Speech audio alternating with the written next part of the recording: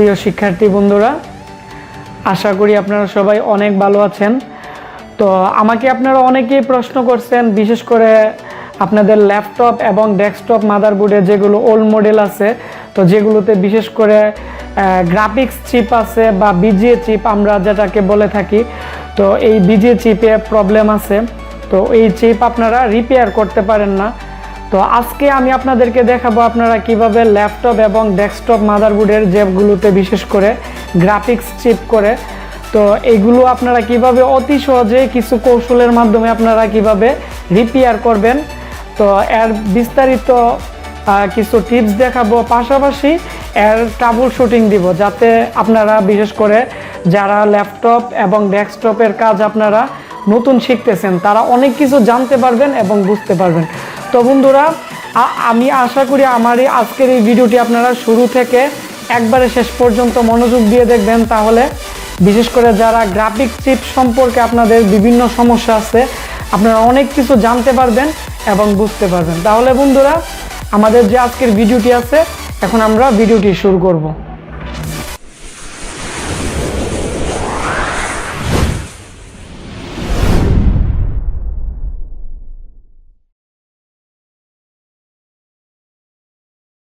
তো প্রিয় শিক্ষার্থী বন্ধুরা, আমাদের কাছে আপনারা যে স্ক্রিনে মাদারবোর্ডটি দেখতেছেন, তো এই মাদারবোর্ডটি মূলত বিশেষ করে এখানে যে আপনারা গ্রাফিক্স যে চিপ আছে, তো এই চিপটিতে প্রবলেম ছিল, ডিসপ্লে আসতো না, আমরা এটি রিপেয়ার করছি। তো আজকে আমরা এই বোর্ডটি কিভাবে রিপেয়ার করছি, আজকে আমাদের কাছে আরেকটি বোর্ড আছে, ওইটাও আমরা রিপেয়ার করব এবং আপনাদেরকে দেখাবো যে আপনারা কিভাবে রিপেয়ার করবেন। তো গ্রাফিক্স যে চিপ আছে, গ্রাফিক্স চিপ আপনারা রিপেয়ার করতে গেলে প্রথমত যে বিষয়টা আপনারা খেয়াল রাখতে হবে, এটি হচ্ছে যে গ্রাফিক্সের যে নট ব্রিজ আছে, তো নট ব্রিজের একটি ভোল্টেজ আছে বিটিটি ভোল্ট। আমরা এখন প্র্যাকটিক্যালি দেখাচ্ছি, যেমন আমরা এই বোর্ডটি এখন কাজ করব। তো প্রথমত আপনারা এখানে দেখবেন যে এখানে একটি মুসফেট আছে, তো এই মুসফেটের মাধ্যমে বিশেষ করে যে গ্রাফিক্স চিপ আছে, এই গ্রাফিক্স চিপের মধ্যে 1.2 যে বিটিটি বোল্ট আছে, তো বিটিটি বোল্ট এখানে প্রোভাইড করে। আর এখানে যদি বিটিটি বোল্ট যদি না আসে, তাহলে কিন্তু এই গ্রাফিক্স যে চিপটি আছে, তো এটি কিন্তু প্রপারলি কাজ করবে না, এটি আপনারা ম্যাপে নেবেন। তো তারপরের বিষয়টা হচ্ছে বিশেষ করে এখানে যে কোয়েল আছে, আপনারা এখানে দেখতে পাচ্ছেন একটি কোয়েল আছে, তো কোয়েলের পাশে একটি মেইন মুসফেট আছে।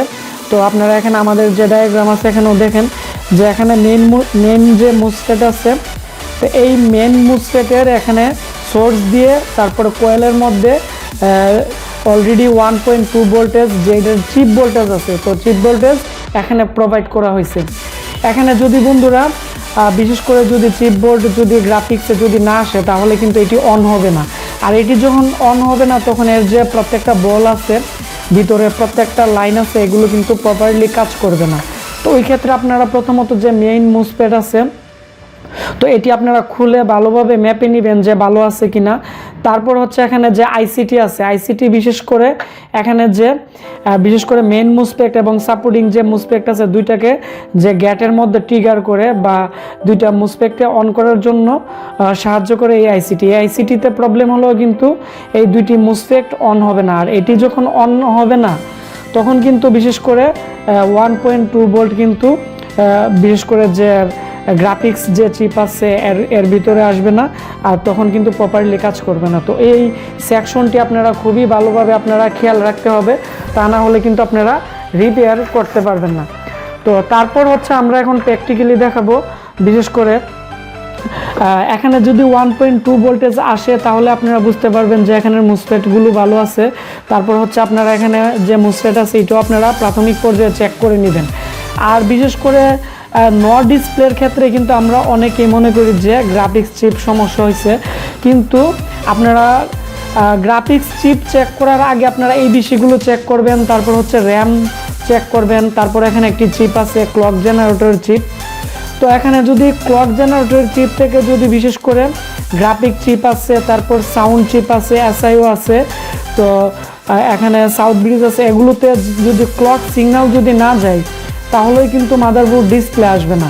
আপনারা অবশ্যই এখানে যে ক্লক চিপ আছে, ক্লক চিপের মধ্যে 3.3 ভোল্ট সাপ্লাই আসে, এখানে যে ATX পাওয়ার কানেক্টর আছে, ATX পাওয়ার কানেক্টর থেকে দেখে নেবেন যে 3.3 ভোল্ট আসে কিনা।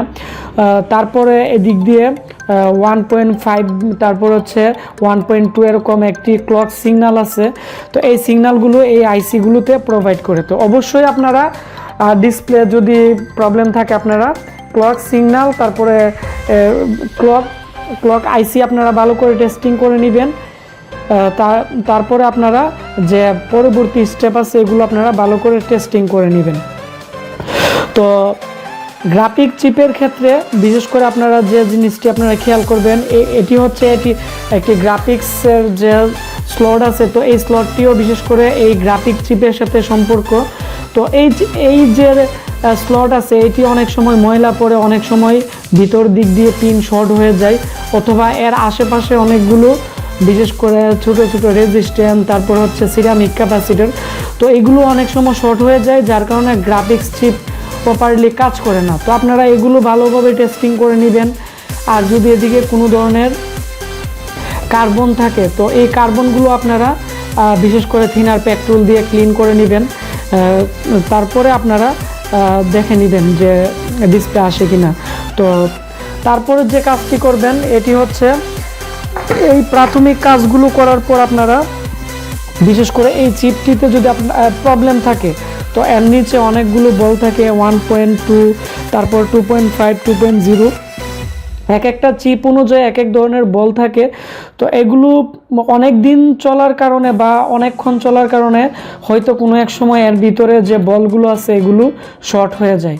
তো আজকে আমি আপনাদেরকে দেখাবো বিশেষ করে যে গ্রাফিক চিপ আছে আপনারা এখানে দেখতে পাচ্ছেন।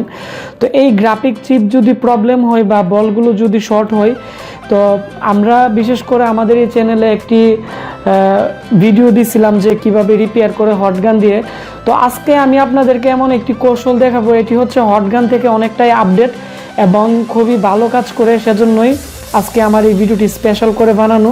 এবং এই কাজটির মাধ্যমে বিশেষ করে আমাদের কম্পিউটার ল্যাবে আমরা প্রতিনিয়ত গ্রাফিক চিপ শর্ট থাকলে বা প্রবলেম থাকলে আমরা এগুলো রিপেয়ার করি। তো আশা করি আপনারাও রিপেয়ার করতে পারবেন যদি আপনারা এরকমভাবে এবং ওই টুলসগুলো দ্বারা যদি কাজ করতে পারেন। তো প্রথমত যে জিনিসটি আপনাদের লাগবে এরকম একটি পেস্ট লাগবে। তো গ্রাফিক চিপে যদি প্রবলেম থাকে বা শর্ট থাকে তো এটি হচ্ছে একটি কিম্বোর একটি পেস্ট। তো এই পেস্টটি আমরা ইউজ করব, এটি হচ্ছে টোকিও জাপান এখানে লেখা আছে।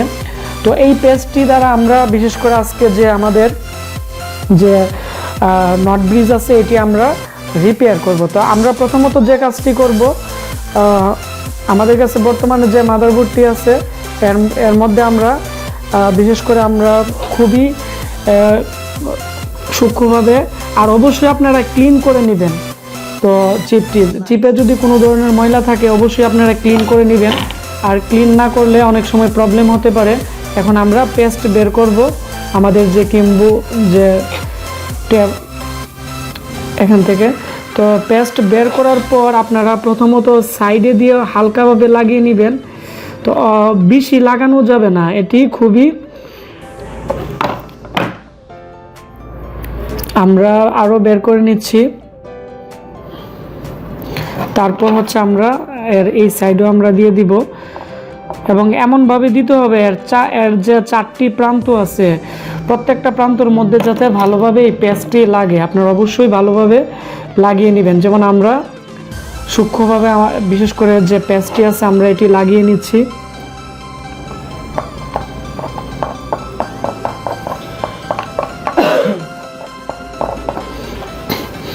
তো তারপর আমরা আমার এই চিপটির যে অপর প্রান্ত আছে ওইদিকেও আমরা লাগিয়ে নিব।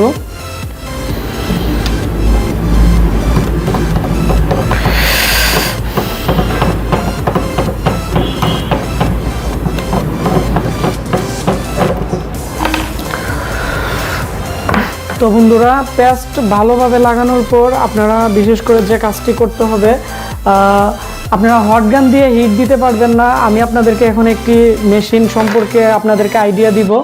এটি হচ্ছে BK8033। এই প্রোডাক্টটি দ্বারা আপনারা বিশেষ করে নট ব্রিজ থেকে ধরে PCH থেকে ধরে যত ধরনের চিপ সেট আছে বা অনেক সময় র্যামের মধ্যে মেমোরি চিপ থাকে, তো এগুলো আপনারা বিশেষ করে শর্ট থাকলে প্রপারলি কাজ করবে, এবং এর যে বিশেষ করে যে সামনের ওয়্যারটি আছে এটি খুবই মোটা, এবং এই ডিভাইসটি দ্বারা প্রচুর পরিমাণে হিট হয়, এবং আপনারা চাইলে এই নট ব্রিজ আপনারা উঠায়ও আবার লাগাইতে পারবেন। তবে ভালোভাবে লাগাইতে গেলে খুবই একটা এক্সপিরিয়েন্সের দরকার হয়, তবে যারা ভালো এই বিষয়ে অভিজ্ঞতা আছে তারাই এই কাজটি পারবে। তবে আমরা এই চিপটি না খুলে আজকে আমরা রিপেয়ার করব। তো এর একটি বাটন আছে এদিকে, একটি হচ্ছে লো, একটি হচ্ছে হাই। যারা বিশেষ করে নোটবুক বা ছোট ধরনের চিপ আছে ওইগুলো আপনারা রিপেয়ার করতে চান, ওই ক্ষেত্রে আপনারা লো যে সুইচটি আছে এটি নিচের দিকে প্রেস করলে কাজ করবে। আর যারা বিশেষ করে আপনারা বিশেষ করে 41 বা 31-এর যে মাদারবোর্ডের নর্থ ব্রিজ আছে বা সাউথ ব্রিজ আছে এগুলো আপনারা হিট দিয়ে আপনারা রিপেয়ার করবেন, ওই ক্ষেত্রে আপনারা হাই দিয়ে কাজ করবেন। তো তারপর আমরা এখন বিশেষ করে এটি অন করব। অন করার পর একটা জিনিস খেয়াল করতে হবে, আমি অফ করে আপনাদেরকে বলতেছি যে এই চিপটার কোনো জায়গার মধ্যে আপনারা একসাথে হিট দিবেন না। এর যে চার পাশ আছে ওই চার পাশে আপনারা ভালোভাবে সূক্ষ্মভাবে দিতে হবে। যেমন আমরা এখন দিব, আপনারা অবশ্যই মনোযোগ দিয়ে দেখবেন, তাহলে আমি আশা করি আপনারা যত ধরনের গ্রাফিক চিপ আছে আপনারা রিপেয়ার করতে পারবেন।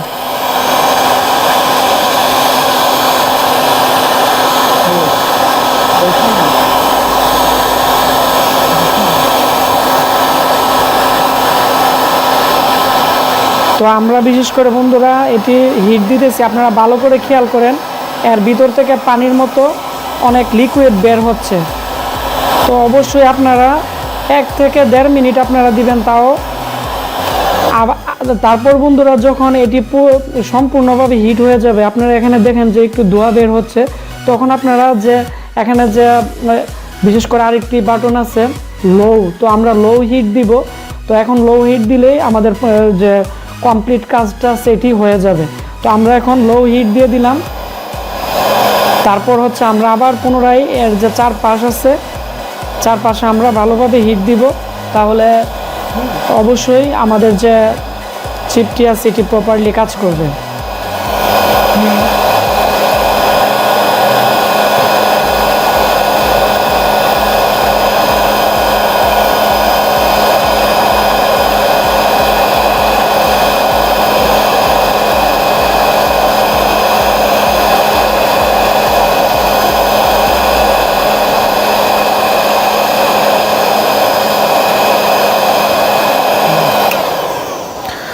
তো বন্ধুরা বিশেষ করে আমাদের যে কাজটি আছে এটি কমপ্লিট হয়ে গেছে।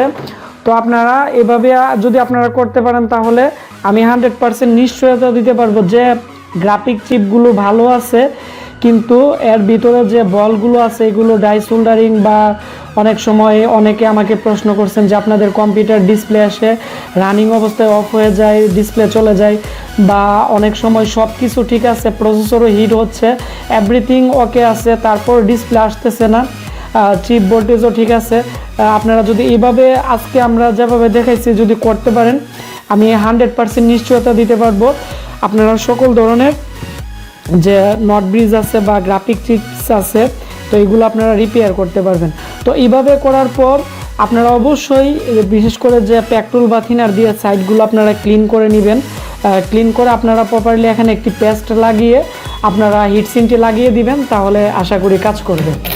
তো বন্ধুরা আমার এই ভিডিওটি যদি ভালো লেগে থাকে তাহলে অবশ্যই ভিডিওটির নিচে একটি লাইক দিবেন এবং কমেন্টস করে আপনাদের মতামত জানাবেন যে আপনারা কি ধরনের সমস্যায় পড়েন বা কি ধরনের কাজ শিখতে চান। আপনাদের মতামতের উপর ভিত্তি করে আমরা নতুন নতুন ভিডিও দিব, যাতে আপনারা ল্যাপটপ এবং ডেস্কটপের সকল ধরনের কাজ আপনারা আমাদের এই চ্যানেল থেকে শিখতে পারেন। তো অবশ্যই আমার এই ভিডিওটি বন্ধুরা শেয়ার করে আমাকে সাপোর্ট করবেন, তাহলে আমি আরও নতুন নতুন ভিডিও নিয়ে আপনাদের মাঝে হাজির হব। তো আপনারা সবাই ভালো থাকবেন। আল্লাহ হাফেজ।